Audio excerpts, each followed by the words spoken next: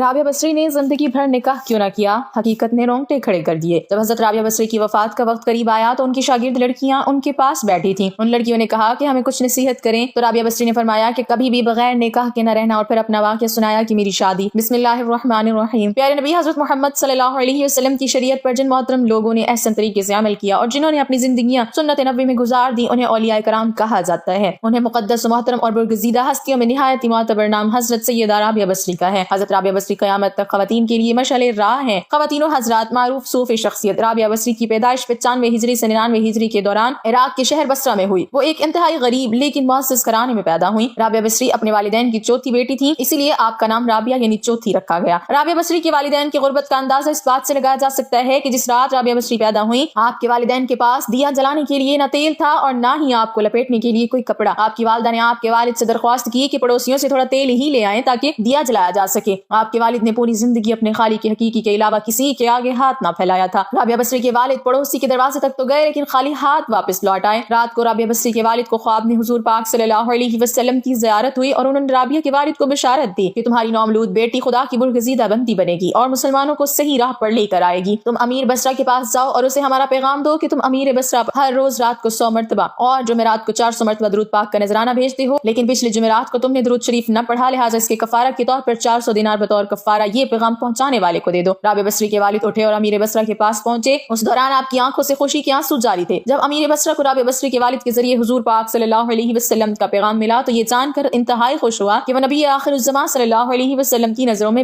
है। उसने शुक्राने के तौर पर फौरन 1000 दिनार गुरबा में तकसीम कराए और 400 दिनार राबिया बसरी के वालिद को अदा किए और उनसे दरख्वास्त की कि जब भी किसी चीज की जरूरत हो बिला झिझक तशरीफ लाएं। कुछ अरसे बाद राबिया बसरी के वालिद इंतकाल कर गए। इस असना में बसरा की सख्त कहत ने अपनी लपेट में ले लिया। कहत के दौरान राबिया बसरी अपनी बहनों से बिछड़ गईं। एक बार राबिया बसरी एक काफले में जा रही थी कि काफले को डाकुओं ने लूट लिया और डाकुओं के सरगना ने राबिया बसरी को अपनी तहवील में ले लिया और आपको लूट के माल की तरह बाजार में लौंडी बनाकर बेच दिया। आपका आका आपसे इंतहाई सख्त मेहनत और मुशक्कत का काम लेता था। इसके बावजूद आप दिन भर काम करती और रात भर इबादत करती रहती और दिन में भी ज्यादातर रोजे रखती। इत्तफाकन एक दफा राबिया बसरी का आका आधी रात को जाग गया और किसी की गिरिया उजारी की आवाज सुनकर देखने चला गया। रात के इस पहर कौन इस तरह गिरिया उजारी कर रहा है, वो ये देखकर हैरान रह गया कि राबिया बसरी अल्लाह के हुजूर सरबसजूद हैं और निहायत आजिज़ी के साथ कह रहे हैं, ऐ अल्लाह तू मेरी मजबूरियों से खूब वाकिफ है। घर का कामकाज मुझे तेरी तरफ आने से रोकता है, तू मुझे अपनी इबादत के लिए पुकारता है, मगर जब तक तेरी बारगाह में हाजिर होती हूँ नमाजों का वक्त गुजर जाता है। इसलिए मेरी माज़रत कबूल फरमा ले और मेरे गुनाहों को माफ कर दे। और अपनी कनीज का ये कलाम और इबादत का ये मंजर देखकर राबिया बसरी का मालिक खौफ खुदा से लरस गया। उसने ये फैसला किया कि ऐसी अल्लाह वाली कनीज से अपनी खिदमत कराने की बजाय बेहतर ये होगा कि खुद इसकी खिदमत की जाए। सुबह होने पर वो आपकी खिदमत में हाजिर हुआ और अपने फैसले से आपको आगाह किया। उसने कहा कि आज से आप मेरी तरफ से आजाद हैं। अगर आप इसी घर में क़याम करें तो मेरी खुशनसीबी होगी, वरना आप अपनी मर्जी की मालिक हैं। लेकिन अगर आप यहाँ से कूच कर जाने का फैसला करती हैं तो मेरी बस एक ही दरख्वास्त है कि मेरी तरफ से की जाने वाली तमाम ज़ियादतियों को उस जात के सदके माफ कर दे जिसकी आप रातों को जाग त्याग कर इबादत करती हैं। नाज़िन, जो भी इंसान अल्लाह का हो जाता है अल्लाह पाक उसकी हिफाजत और नुसरत फरमाते हैं और दुनिया की कोई भी ताकत उसको नुकसान नहीं पहुंचा सकती। नाज़रीन, इब्तिदा में तो हज़रत राबिया बसरी के हुस्न जमाल की धूम मची हुई थी, मगर जवानी के शब बरोज उन्होंने याद इलाही में गुजार दिए। उनके चेहरे पर पाकीज़गी का एक ऐसा नकाब था कि देखने वालों की निगाहें खुद ब खुद झुक जाती थी। इसी जमाने में एक नौजवान ने उन्हें रात के वक्त चांद की तरह दमकते देखा तो वह आप रहमतुल्लाह अलैह को कोई गैर मरई ख्याली मखलूक समझकर भाग खड़ा हुआ। लेकिन दूसरी सुबह जब वही चेहरा उसे बसरा के एक बाजार में नजर आया तो वो अक्ल खुद से हाथ धो बैठा और रात दिन उसी के तस्वुर में रहने लगा। आखिर दिल के हाथों मजबूर हो गया तो लोगों से पता पूछता हुआ हजरत राबिया बसरी के घर जा पहुंचा। आप कहा करती थी कि दिल के दरवाजे हमेशा खुले रखो, क्या मालूम महबूब किस वक्त दस्तक दे दे, मगर घर के दरवाजे बंद हों या खुले हुए उनकी दानिस्त में बराबर थे। नौजवान को खिलाफ तवक्को उनका दरवाजा खुला हुआ मिला। उसने अपने दिल की धड़कनों पर बड़ी मुश्किल से काबू पाया। रात का वक्त था, अंदर चिराग रोशन था। ये सोचकर बेबाकी से अंदर दाखिल हो गया कि हाल दिल सुना देने में क्या हर्ज है, ज्यादा से ज्यादा इनकार ही तो हो जाएगा। वापसी का दरवाजा बहरहाल खुला हुआ है, लेकिन जब वो अंदर पहुंचा तो वहाँ कोई नहीं था। अलबत्ता छत से ऐसी पुरसोज आवाज आ रही थी जैसे कोई ज़ेर लब हिज्र का रोना रो रहा हो।